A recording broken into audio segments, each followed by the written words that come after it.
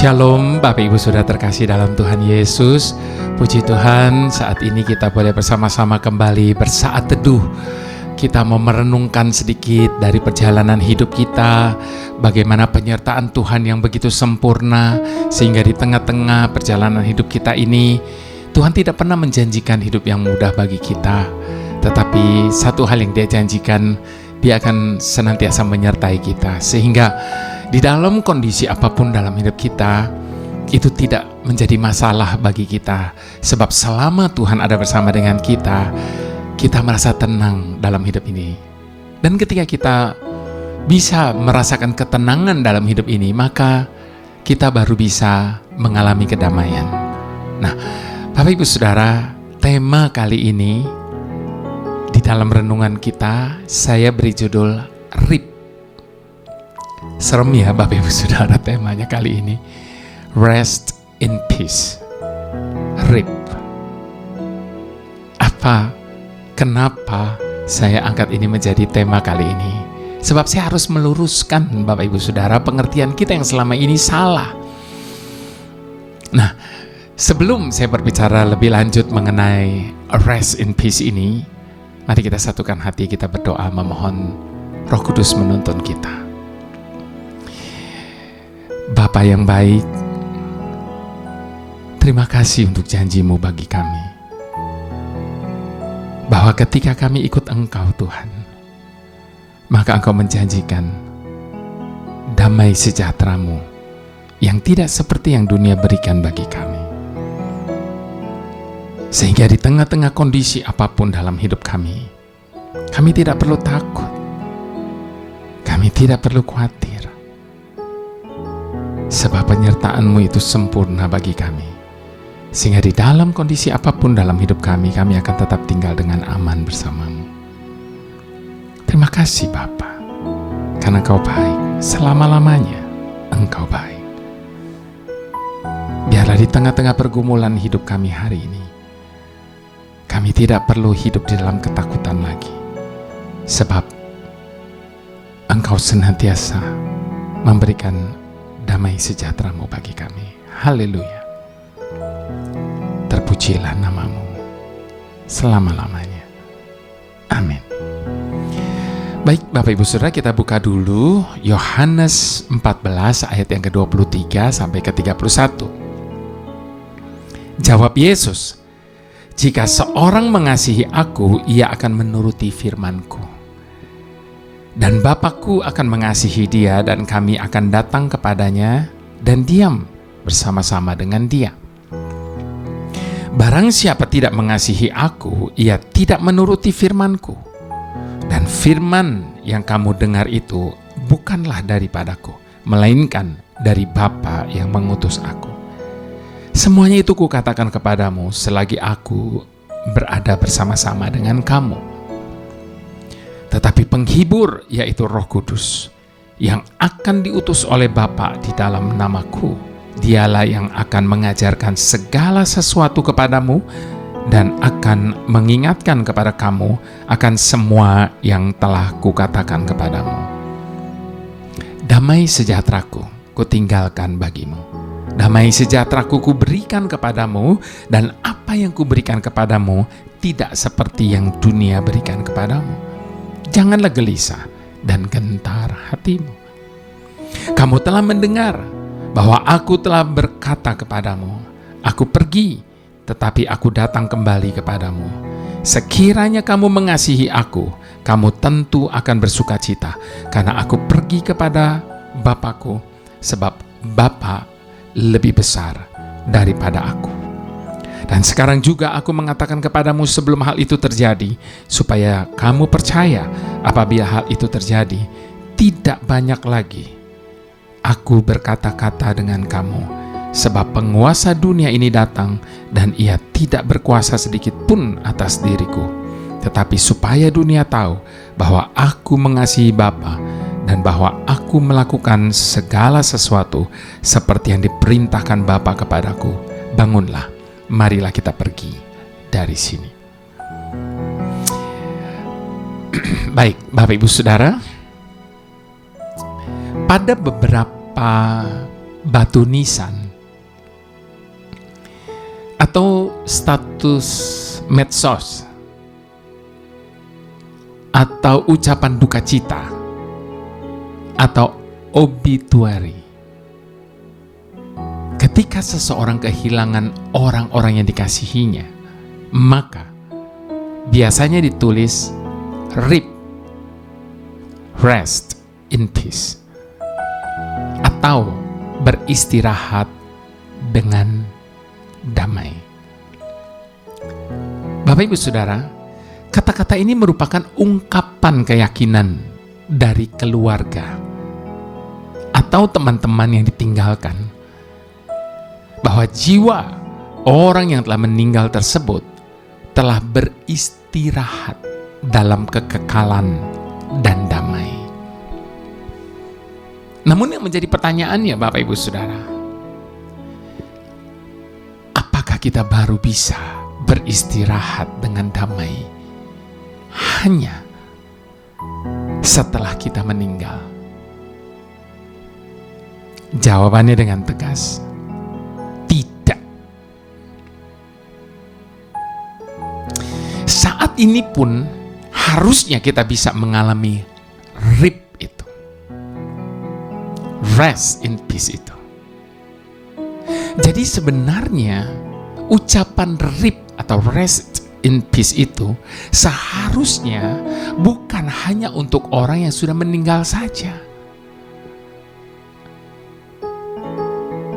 Hanya karena ungkapan tersebut selalu ditujukan kepada orang yang meninggal, sehingga RIP itu identik dengan kedukaan karena ditinggal mati oleh orang yang dikasihinya. Bapak Ibu Saudara, kitab Yesaya menulis bahwa orang percaya yang hatinya tertuju kepada Tuhan akan memiliki damai yang sempurna.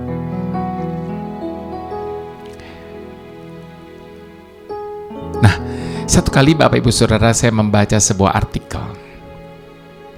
Sebuah klinik yang terkenal membuat sebuah pernyataan bahwa 80-85% penyakit yang diderita oleh pasien-pasien mereka rata-rata disebabkan oleh karena stres. Bukan karena berat penyakitnya, tapi karena stres. Padahal Bapak Ibu Saudara, pada awal abad 20, penyebab utama penyakit pada manusia adalah karena bakteri.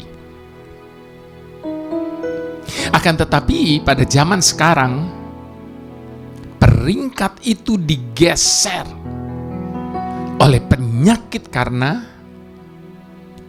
pikiran.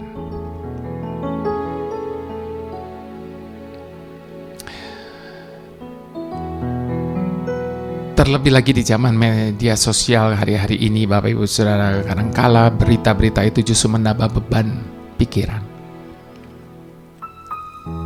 bahwa dunia ini tidak baik-baik saja. Itu membuat seseorang semakin stres.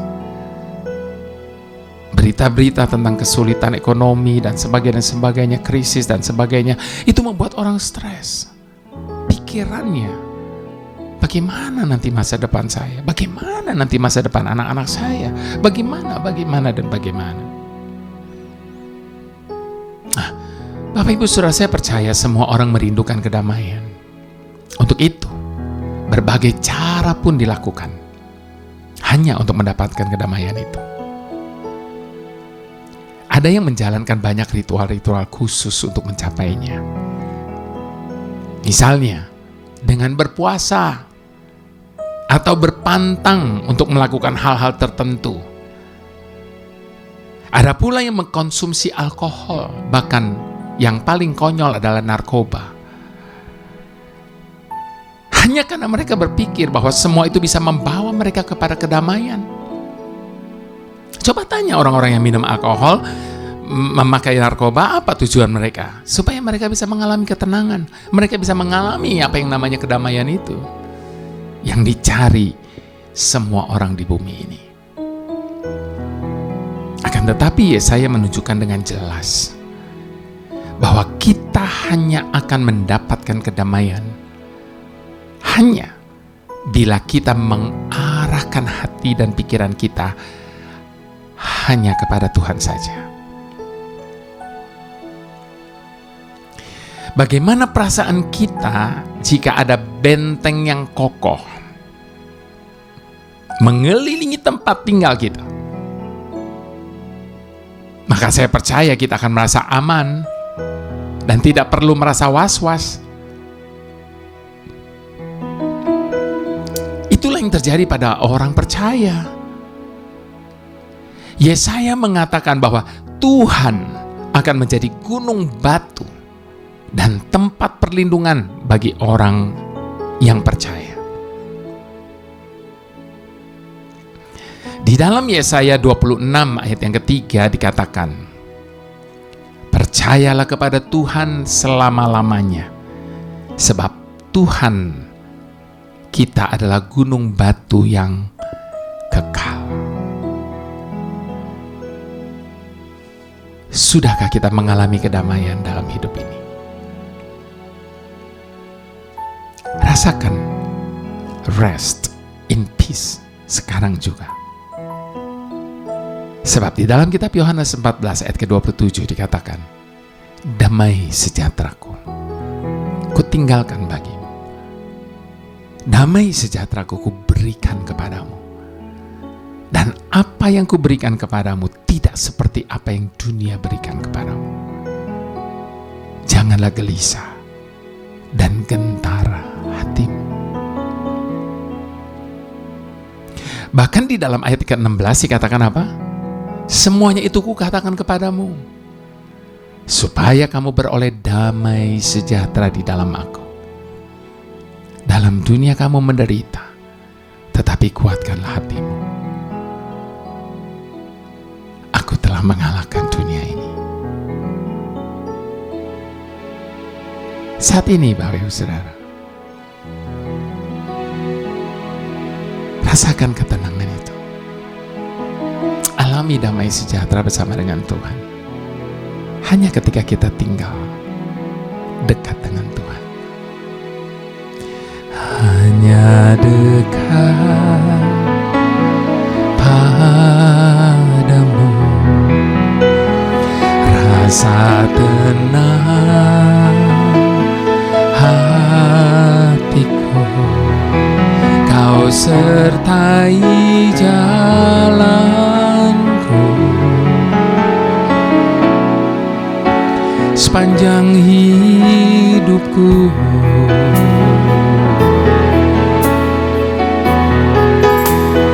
Hanya dekat padamu ada kekuatan baru. Kaulah perlindunganku, keselamatanku.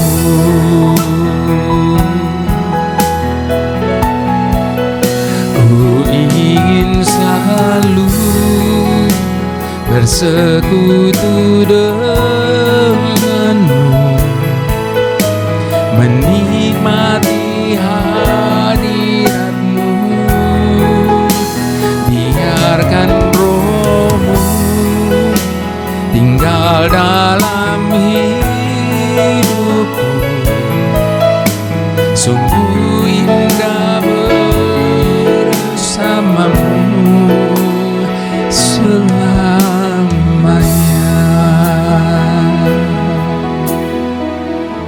Percayalah Bapak Ibu Saudara, di luar Tuhan tidak ada ketenangan. Di luar Tuhan tidak ada yang namanya damai sejahtera. Itu sebabnya jangan hanya mencari tangannya, jangan hanya mencari berkatnya, namun carilah wajahnya. Maka ketika dia menyinari kita dengan wajahnya, maka dia memberikan kepada kita kasih karunia-Nya yang melampaui segala akal. Masalah boleh datang silih berganti, Tapi ketika kita dekat dengan Tuhan, maka kita mendapatkan kekuatan baru, perlindungan yang seutuhnya daripada Tuhan, sehingga membuat kita merasa tenang, sehingga kita bisa mengalami rest in peace itu selagi kita masih ada di muka bumi ini. Mari sekali lagi kita mau nyatakan sama-sama. Hanya dekat padamu rasa tenang hatiku, Kau sertai jalanku sepanjang hidupku.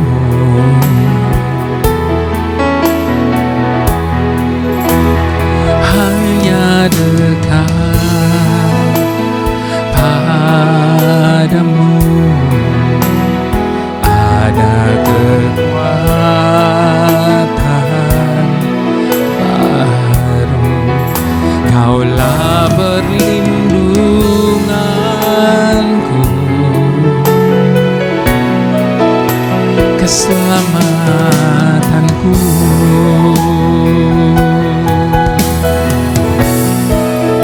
Ku ingin selalu bersekutu denganmu, menikmati hadiratmu. Biarkan rohmu tinggal dalam hidupku. Sungguh indah bersamamu, sungguh indah bersamamu, sungguh indah bersamamu selamanya.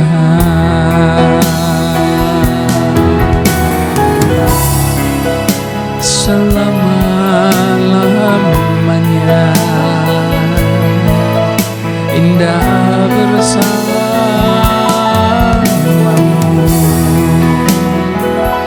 menikmati baitmu, menikmati hadiratmu, damai sejahteramu seumur hidupku.